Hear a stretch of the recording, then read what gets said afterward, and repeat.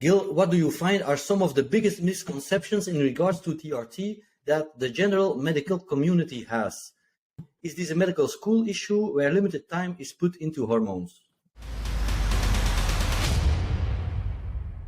Good question. So let me start off by saying it's not necessarily an educational deficit, because they teach you the basics in any medical program, nursing program, PA program.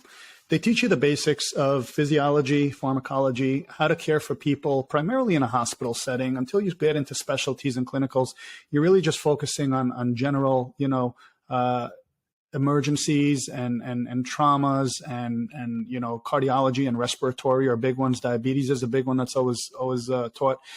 Hormones is still relatively new in the medical field. If you look back, 20 years ago plus, it was really just a bodybuilding thing. And if you go back to modern medicine, I mean, we're going back to the years of the Egyptians back in the pyramid days, I think, when they started. You're talking thousands of years. So in modern day medicine, hormone replacement is an infant. It's a newborn, essentially.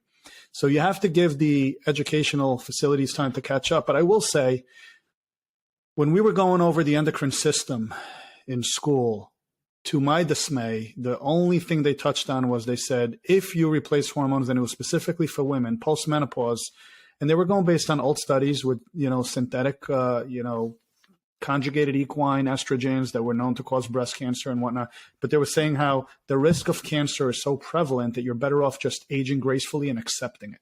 And that's really where they touched on, and they moved on from the topic. So they don't really teach anything about this in any medical institution, which is why it's funny to me when people say, what's someone's credentials? Well, someone's credentials are going to have either a bias against it or they're going to have nothing at all.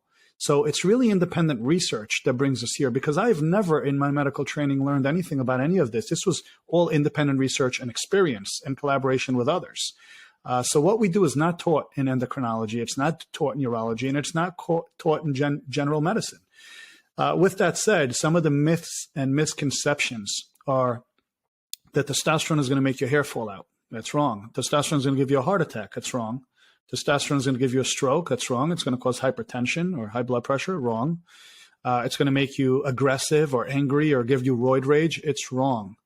All of these things are either completely false or manifestations of improper management, incorrect dosing, incorrect frequency, or gym bro type nonsense from the bodybuilding world that just spills into medicine. Remember, testosterone is a medication that was synthesized by doctors for use with patients with a deficiency. Bodybuilders found a way to abuse it for a specific benefit, and the only difference between use and abuse is the dose.